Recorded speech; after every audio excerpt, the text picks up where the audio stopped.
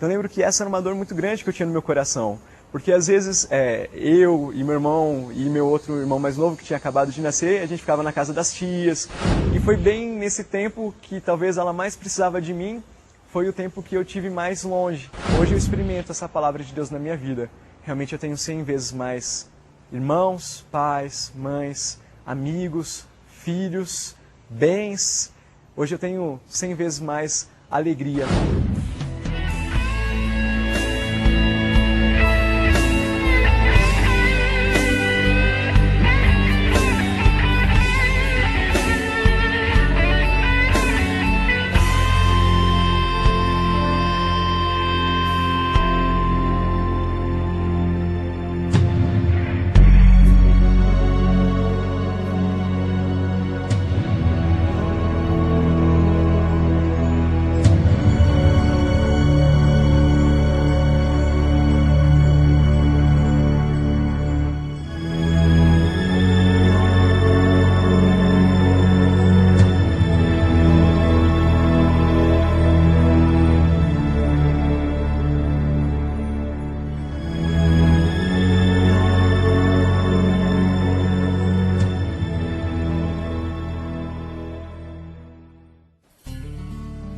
Estamos de volta com mais um Histórias em Oração. Agradecemos a você que nos acompanha sempre, toda sexta-feira, e também nos acompanha com as suas orações.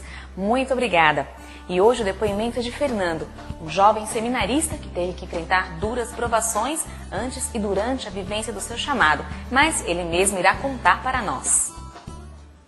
Venho de uma família católica, graças a Deus de pais que se amavam muito, uma família estruturada, sem muitas dificuldades financeiras. Havia um irmão mais velho, eu sou o irmão do meio, em 93 tinha 6 anos, e nesse ano a gente ficou sabendo que minha mãe estava grávida de novo, né? Para a alegria de toda a família. Éramos 2 e de repente estávamos esperando mais um membro aí da nossa família, né? Graças a Deus a gravidez correu tranquilamente, mas na cesariana, quando a minha mãe foi para fazer aquele trabalho de parto, no meio da operação, o médico descobriu que tinha algo estranho no ovário da minha mãe.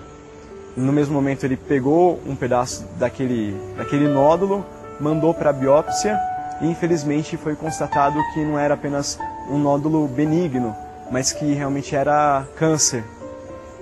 Eu lembro que na época foi um choque assim, para toda a minha família, porque a minha bisavó já havia falecido de câncer, o meu avô havia falecido de câncer, e de repente a minha mãe, que era a filha mais nova de uma família de muitos irmãos, se via enferma com a mesma doença, com 2 filhos pequenos e com um recém-nascido. Mãe, por que a senhora está assim? A mãe está doente, filho. Oh, meu amor. A mãe está aqui. A mãe está aqui com você. Tá bom? Tô aqui.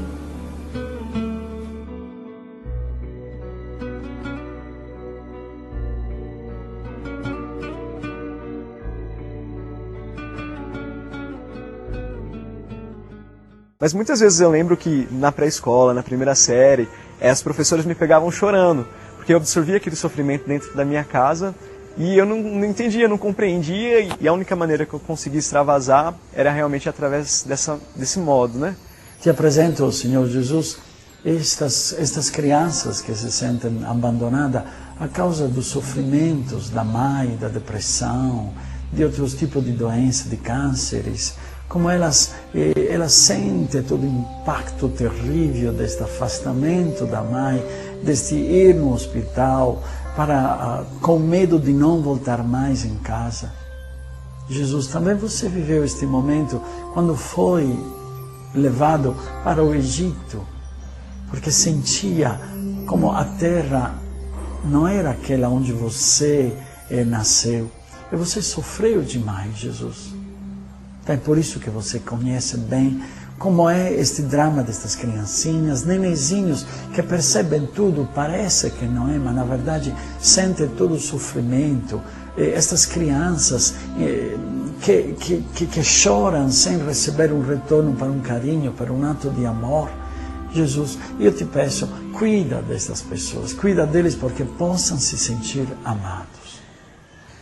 Mas, além de todo o sofrimento, eu sinto que essa enfermidade da minha mãe, lá em 93, foi um chamado de Deus na nossa vida, né? Além de alguma forma, essa enfermidade ter unido a minha família muito mais, então os irmãos, a minha avó, os amigos, mesmo dentro de casa, a nossa unidade foi muito mais aprofundada, assim, nós lutamos juntos naquela época, né?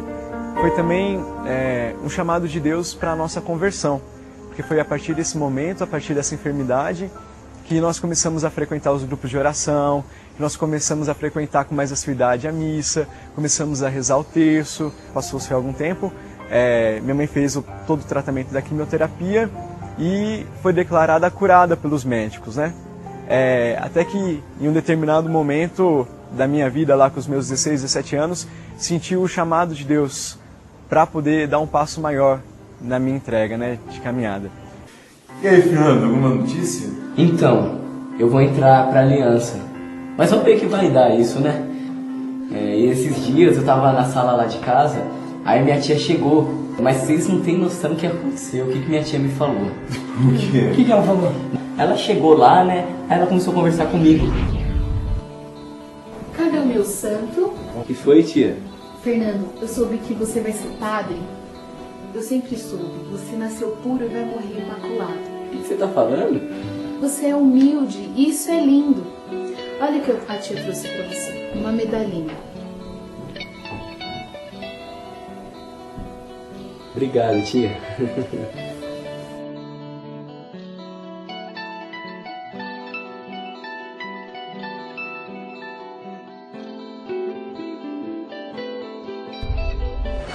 Mas você vê como são as coisas, né?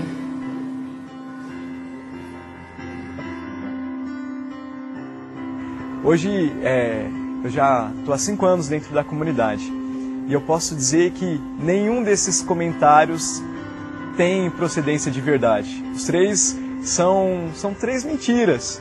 E por que são mentiras, né?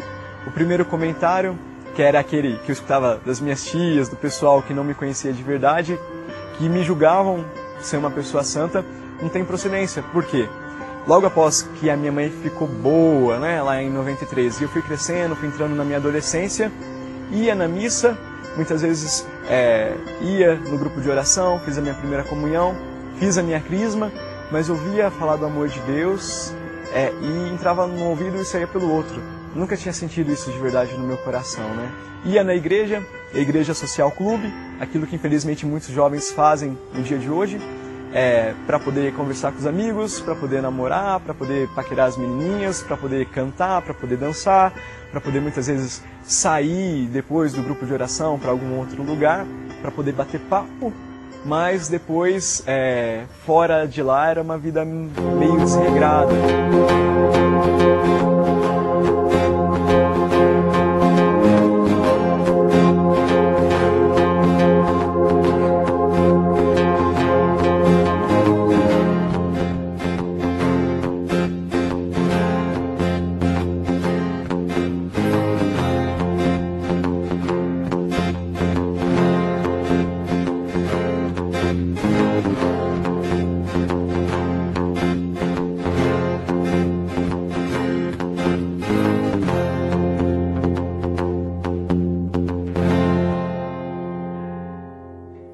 Depois, o segundo comentário era que os meus sofrimentos tinham acabado.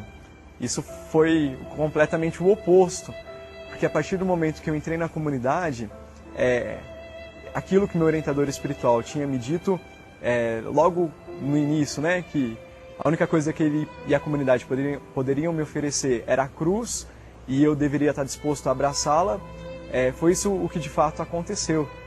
Porque a partir do momento que eu dei o passo lá com 17 anos, quando eu tive coragem de renunciar aos meus sonhos, renunciar tudo para viver a minha vida em Deus dentro da aliança, os sofrimentos só aumentaram. A doença da minha mãe voltou. E foi um tempo de muita dificuldade, assim, né? Porque eu não entendia aquilo que Deus realmente queria de mim. a partir do momento que eu tinha já me decidido em dar a minha vida, onde tudo parecia perfeito, onde tudo parecia que ia dar certo, de repente aqueles nódulos, aquele câncer da minha mãe, depois de 12, 13 anos, acontece essa recidiva. Quanto sofrimento no mundo, quanto sofrimento escondido nas famílias, quanto sofrimento nas casas. Quantas pessoas ficam doentes, ficam preocupadas, ficam deprimidas, ficam sofridas lá no quarto e não têm nunca mais a força de se levantar da cama, porque tanto é a força do sacramento. Jesus, quantas dores. E tudo por quê? Porque na verdade abandonam você. Porque na verdade não sabem se entregar nos teus braços e perceber o teu amor que quis sofrer como nós para nos salvar. Mas o pecado tem este limite. O pecado tem este drama, onde a pessoa, em vez de se aproximar a ti, se afasta sempre mais. E sente uma solidão terrível, sente que Deus não ajuda ela, sente que no primeiro momento eles rezam para Deus, para ser ajudados, mas depois não percebendo nenhuma resposta, segundo elas, se afastam definitivamente e caem sempre mais na depressão. Jesus, você conhece bem o drama destas pessoas, você conhece quanto sofrimento, você gritou, Deus meu, por que me abandonaste? Então você sabe até o abandono do teu Pai, Deus. Mas você gritou, Jesus, nos teus braços, eu entrego o meu Espírito. Que todo este povo possa ter esta coragem de se abandonar nos braços de Deus Pai.